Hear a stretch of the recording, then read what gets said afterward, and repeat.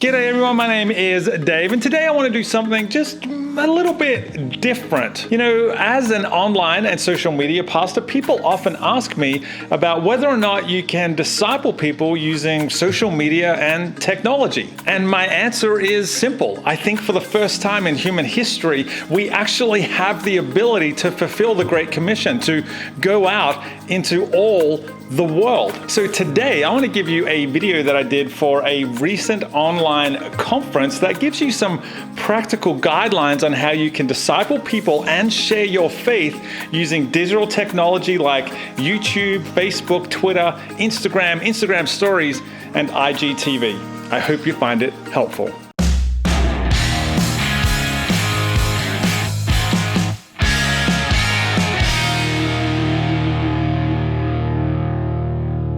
Today, I want to specifically talk about using technology to disciple the next generation. I mean, the reality is discipleship doesn't happen once a year during a 6-week class. In fact, in the first century, discipleship was a 24/7 project. You just have to look at the life of Jesus to figure this out, right? I mean, he spent every day and every night with his disciples for 3 full years. That's because discipleship is a 24/7 project. Jesus was with his disciples for 168 hours of every single week. And if we're going to disciple people in the modern world, then we have to do the same. We can't connect with people for just 1 hour every Sunday, every week. We have to stay connected for the other 167 hours of the week as well. As my friend Brady Shearer says, we have to seize the 167. That means taking advantage of the other 167 hours outside of the Sunday services to engage and connect with the people in our community. Now, seize the 167 is a sticky idea, but how do we actually make that happen? So in this video, I want to give you 2 practical ways that you can leverage social media to stay connected with the people in your church so that you can disciple the people in your church. So tip number 1 is this: be like a comedian. Be like a comedian. Okay, so I know it's weird to use comedians as an example in a church social media video, but stay with me, okay? You see, there is a really big difference between being funny and being a funny person. See, when you go and see stand-up comedy and somebody gets up on stage and says something funny, the audience is inclined in that first instance to think that was a funny joke. And when they say the next joke that makes you laugh, again, you might still just think, well, that was a funny joke. But at a certain point, when the comedian keeps making you laugh, you psychologically shift from thinking they said something funny to thinking they are a funny person. See, being funny is all about the moment. You do something that makes people laugh now, but that moment passes. But being a funny person, on the other hand, is a long game. It's about making people laugh so much over a long period of time that they start to see you as a funny person. Does that make sense? For example, if we watched one video from Atlanta comedian John Crist, we might be inclined to think that that was just a funny video. Celebrity pastor fantasy draft. It's super easy. The same rules as always. No keeper, 2-round PPR league. What's PPR again? Pastor performance rating. It's like QBR, but for pastors. Basically, take the number of their congregation divided by the number of satellite campuses. Take the number of times you see them on TV per week, multiply by the New York Times bestsellers, divide that number by the number of minutes their sermon goes over each week. Very simple. That's the PPR. I'm going to need a team name from everybody. Andrew, what do you got? I will be the non-denomination domination. Non-denomination domination. I will be show me the tithe money. Show me the tithe money. Okay, I like that. I'm going to be first and 10%. Thank you. Trip, what do you got? I will be take a knee. Dude, take a knee? Come on. For the prayer, not the anthem. It's good. Blessings to all of you on your picks. We do the first shall be last system here because we're Christian. Andrew, since you lost last year, you got the first pick. Who do you got? I mean, gotta go with Osteen. Osteen. Solid pick, goes number 1 every year. I like that move. This guy's got books in airports, preaches to a huge congregation every week. Great looking man, beautiful wife. Well done. Yeah, he's the Tom Brady of pastors. Can't argue with that. Who's got the second pick? I'm taking Furtick. Stephen Furtick. Good move right there. You know what? Highest applause break per sermon of every white pastor in the league. Yeah, he always comes into the season in great shape, too. Like, the season's about to start, but he's already yoked, bro. Just CrossFit twice a day. Okay, I'm next. With the third pick, I'm taking Jesse Duplantis. Thank you. At 3? Big mistake. Yeah, at 3, because he's about to raise $54 million for his private jet. Those preaching numbers, those sermons per week are about to skyrocket. Are you not going to mention my come from behind W last year? Okay, no one could have predicted that Justin Bieber and Judah Smith walked into Coachella. You're not taking credit for that, okay? Who do you got? I'll do John Gray. John Gray, solid pick right there. That's TD Jakes. Okay, yep, okay. You got the first pick in the second round. Who you got? I'll take Beth Moore. Beth Moore, that is a solid pick right there. I like that. You got a minority in the first round. You followed it up with a female in the second round. I like 2018. I respect that. And that Twitter account right now? Fire, dude. You're going to get like the whole Methodist lineup right there. That's going to be a solid pick. I'm an ally. Okay, I'm next with a first pick in the second round. I'm taking the best pastor in Atlanta, Georgia. Louis Giglio. Louis Giglio. Yep, knew it. That is just hurtful. I'm sorry. Has Andy Stanley ever sold out the Georgia Dome? I don't think so. It's true. Yeah, numbers don't lie, dude. Okay, with your second round pick, Trip, who do you got? I'm taking Joseph Prince. Ooh, sleeper pick. And best hair in the draft, hands down. How does he do it week after week? I envy it. Thank you. Andrew, who you got? Well, I don't know how he's still on the board, but I'll take Andy Stanley. Andy Stanley. Oh, didn't see that one coming. Solid pick. Huge church. Always converts in the red zone. Red Zone? Christmas and Easter. You ever been to one of their services in the holidays? They play mistake-free ball. I've tried, but I went to all 9 campuses and I couldn't find a single parking space. Okay, last round is a rapid-fire flex pick. You're going to take your favorite quality from 3 of your favorite undrafted pastors, combine it into one super pastor. Andrew, who do you got? Yeah, so I'll take Joyce Meyer's TV numbers, Judah Smith's fashion decisions, and Francis Chan's racial ambiguity. Ooh, that's going to be hard to compete with. Aaron. I'm going to go with a purpose-driven pick and go with Rick Warren's book sales, Brian Houston's accent, and Tim Tebow's body. Okay, do you see Tim Tebow up here? Tim Tebow is not a pastor. He is to me. I saw him at Catalyst last year, and it wrecked me. Okay, you know what? I'm going to take TD Jake's stage presence. I'm going to go with Tim Keller's theology. And you know what? I'm going to go with the cell phone contacts of Carl Lentz. Selena. Okay, I'm taking Creflo Dollar's tithe numbers. I'm taking Levi Lusko's stage props. Wait for it. Pope Francis Twitter followers. Ooh. Pope Francis Twitter? It's Catholic. Do they count? No, that doesn't count. I can do that. Okay, that's a wrap on the draft. I'll email all your picks on Monday. One thing, when your pastor is on bye week, always start your youth pastor, but expect way less production. No doubt about it. That was a funny video, but because of the sheer volume of funny videos that John has produced, most people now just see him as being funny. Today we're talking about pre-meal prayer. Very confusing subject. A lot of people don't know when to pray, what to pray for, how to pray, who prays. Hey, do you want me to, should I pray?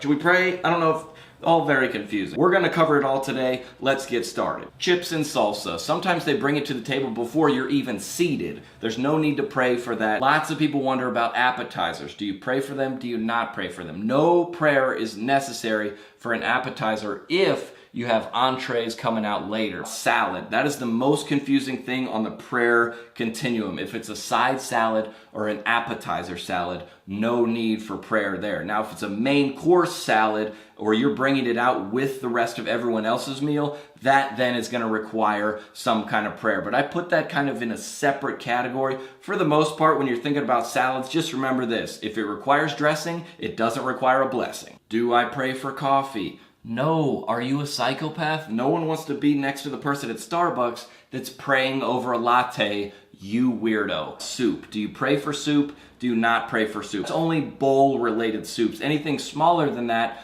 is always off the hook. I like to say if it comes in a cup, no need to lift up. Everyone knows if you order a hamburger, that's going to require prayer. But if you order sliders, that does not require prayer. It's a little glitch in the system a lot of people are not aware of. Potato skins, no prayer. Baked potato, prayer. Ask any Bible-believing Christian, they're going to have a different policy on fries. Some say never eat the fries. Some say eat as many as you want. Here's the policy on fries. Up to 3 fries is acceptable to eat prior to the prayer. That brings us to dessert. Always a very confusing situation. A lot of times people go out to a show, go to a movie. Hey, should we grab some dessert afterward? Yeah, let me get the creme brulee. I love cheesecake. Ugh. You don't need to pray for that because you've already prayed for your meal earlier in the night. Do you hold hands before you pray? That depends on your situation. If it's a personal family gathering, some close-knit Bible study of some sort, sure, a hold hand wouldn't be uncomfortable. Now, if you're on a Tinder date, that might throw off the mood a little bit. Most of the confusion surrounding pre-meal prayer comes from when to actually pray.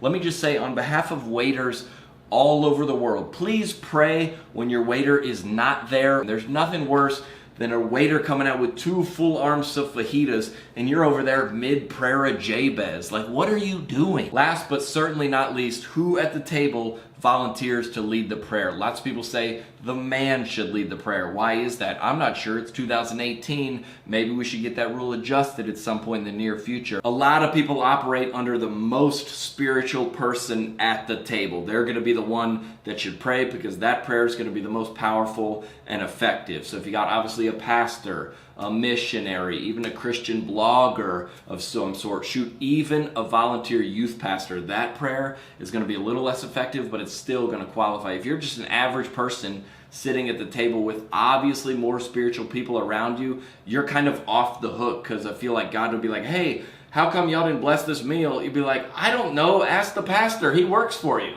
You see what I mean? Because he does consistently funny videos, it's easy for us to say that John Christ is a funny guy. And the same thing is true when it comes to the church. I mean, you can watch a message from a well-known preacher on YouTube or listen on podcasts, and if that message helps you, you might say that was a helpful message. And if you listen to another message from the same preacher, you might say, well, that was another helpful message. But as you continue to listen to messages from that pastor or that church, at a certain point, you stop saying that the message was helpful and you start saying that the pastor or the church is being helpful. And the same thing is true of our church social media as well. I mean, it's kind of easy to post something that's engaging in a moment, but it's a lot harder for a church to be known as being engaging on social media. That only happens when there is consistent, regular engagement with people across multiple social media channels. And let me just be really clear here. When I say engagement, I'm not talking about posting a great photo to Facebook that gets lots of comments or likes or shares. What I'm talking about is when we engage with our church community by responding to their direct messages or their comments, or when we go to their social media channels and like and comment on their posts. But just like a comedian telling their very first joke, if we only do this once, then people might just say, oh, that was nice. But if we can consistently engage with people on a regular basis, that's when we can really connect with them personally. And that's when we become engaging. And that's when we start to leverage technology to expand and grow people's faith beyond 1 hour on Sunday. And when what people see and hear from us on social media during the week correlates with what they hear from us in a physical building on Sunday, that's when our social media strategy becomes OMNI-CHANNEL. OMNI-CHANNEL is when all of our channels of communication, whether they're physical or digital, work in partnership with each other. And this OMNI-CHANNEL approach is what we have to do in the modern world, because this is what people are used to seeing in the marketplace. I mean, I can order my coffee through the Starbucks app at home and then just either go in or drive through the Starbucks on my way to work to pick up my coffee. Starbucks has taken an omni-channel approach to increasing my love for coffee. But when the people in our churches only hear from us for an hour on Sunday in a building, we're missing a huge opportunity to expand their love for God. And that's because I believe that church attendance is not decreasing, it's decentralizing. Yes, there are still some people who are coming into our buildings on Sunday to access our content, but there are more people who are watching your services on YouTube and social media. And this is not in opposition to your Sunday services, it's actually an opportunity to expand your Sunday services. But we only effectively expand those Sunday services when we become like a comedian with our social media by being consistent and playing a long game. Now, my second tip is be personal. Be personal. Now, if you follow me on Instagram or on YouTube, you've probably already heard me talk about the importance of being personal, but I really think it's worth reiterating, because if you want to make a difference in the world, you have to be different from the world. Let me just say that one more time. If you want to make a difference in the world, you have to be different from the world. And in the often impersonal world of social media, being personal is being different. Being personal is being different. I mean, let's be honest. People usually only post about the very best parts of their lives, which means we're left to compare our real life with someone else's highlight reel. And I truly believe that the best way to combat this highlight reel approach to life is to be personal, to let people in, to show people a little glimpse behind the curtain. Now, sometimes being personal can be about admitting just minor little things. Like, for example, the fact that I recorded this part of the video a long time after I recorded the bit that you've already watched. Now, the truth is that there's only probably a few of you who notice that the room is a lot brighter now because the sun is beaming through the windows, or that I actually changed my shirt. Now, I did that on purpose so that I could now admit that everything in this video is not perfect, and therefore make my point about how important it is to be real. But it's like I always tell my 3 daughters, you were born to be real, not perfect. In a social media world, I think it's really important that the next generation understand that they were born to be real, not perfect. Now, sometimes being real, being personal, can be as simple as admitting that you recorded this part of the video at a later time in the day. But when it comes to your church and your church social media, it can be as simple as posting authentic stories of life change from within your church community. Sometimes it could be a pastor posting a video about how they're practically applying Sunday's message throughout the rest of their week. Or it might be as simple as avoiding the temptation to overproduce your videos or your social media posts. Now, in the modern world, every church wants to have slick-looking social media posts and videos, and you know what? I get that, but I really believe that including people is greater than impressing people. Let me say that social media formula again. Including people is greater than impressing people. Now, if you have great photographers at your church and you use the A6 Visco filter on all of your Instagram photos, it's easy for you to impress people with your social media posts. But including people is a lot harder. Including people starts with letting them know that we are with them, that we look like they look, that we struggle with the same things that they struggle with. That's what it means to be personal. And let's be honest, when we're working for a church, we have to remind ourselves that faith is personal. This is something I've been trying to do more of on my own personal social media accounts. First, I started by sharing some of my struggles on my Instagram account, and the response was incredible. People appreciated that I was being real with them and sharing about what I was learning through my struggles rather than just sharing the ideal parts of my life. And that response on my Instagram account led to me posting a video to my YouTube channel about the real me. I'm a husband, I'm a dad, and I'm a pastor. I'm also a photographer, and I love using my camera to tell stories. I'm a wannabe rock star. I'm not as good a musician as I want to be, but I'm better than I ever thought I would be. I get easily distracted. What is this stuff? I really need to fix that light. Phone's going off. Why is there a model of Hogwarts right there? I have about 100 ideas every day. Seriously. I wear my heart on my sleeve. I cry. A lot.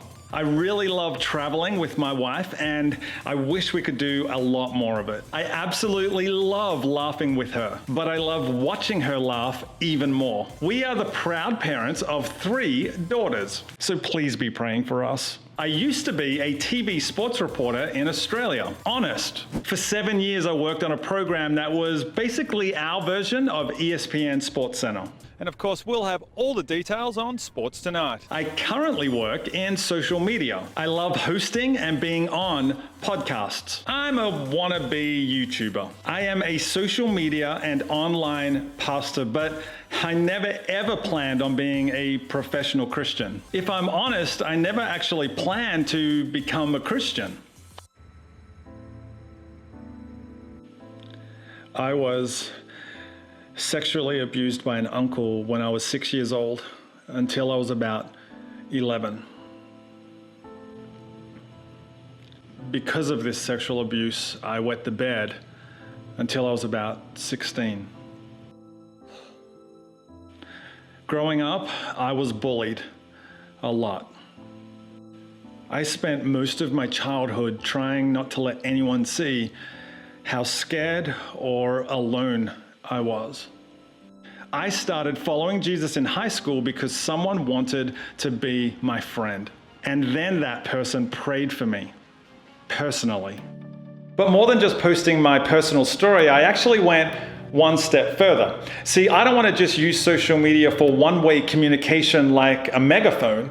I actually want to use my social media platform for two-way communication like a telephone. So I took a risk. I took a risk by getting really personal. Personal to the point of giving out my cell phone. I gave that out on my Instagram account, and I gave it out on my YouTube channel to anyone who followed me or anyone who just needed someone to talk to. I decided to become a pastor while I was still on TV in Australia because a pastor I listened to in America gave me his phone number and asked me to call him. That call changed my life because that pastor got personal. And now I want to do the same for you. I want to make a connection and get really personal. So if you've got any questions, need someone to talk to, or just need prayer, then I want you to text my phone, 201-831-7155, and I will respond personally because faith is personal. And the response has been incredible. I've had literally hundreds of people text me, which has given me the chance to pray for them, to support them, to offer them insight and advice, and basically just cheer them on. My decision to be real and to be personal gave other people the chance to go second, and now they are opening up about their struggles too. And I believe that's because the world is changed by your example, not your opinion. The world is changed by your example, not your opinion. You know, it's like Bob Goff says, people need love and acceptance a lot more than they need advice. If you want your church social media to remain impersonal, then just keep posting the same surface level, impersonal stuff about church events, about new message series, and about other church activities. But if you want to leverage technology like social media to make deep, personal connections so that you can disciple people and help them take the next step in their faith journey, then you have to get personal. It's like my friend Bo Cochran always says, social media is not a billboard you drive by, it's a coffee shop that you sit in. Disciples are not made by billboards. They're made by people having cups of coffee with each other and getting personal, because faith is personal. So if you want a church community that is real and authentic and personal, and one that is connected for the full 168 hours of every week, then you have to change the way you use social media. You need to stop inviting people to events and start inviting them to conversations. So let me just state the obvious here. While these 2 tips that I've tried to give are practical, I know that they're not easy. You're not going to see results overnight. You may not even see results after a week or even a month. But let's be honest, discipleship is not an overnight process. I mean, Jesus was with his disciples every day for more than 3 years, and yet they still didn't get it all the time. In the Gospels, we read that Jesus often got frustrated with his disciples for not getting it, even after 3 long years. We can't expect to get better results than Jesus. But if you're prepared to strategically play a long game, to be consistent, and to be personal, I truly believe that you will see dramatic results.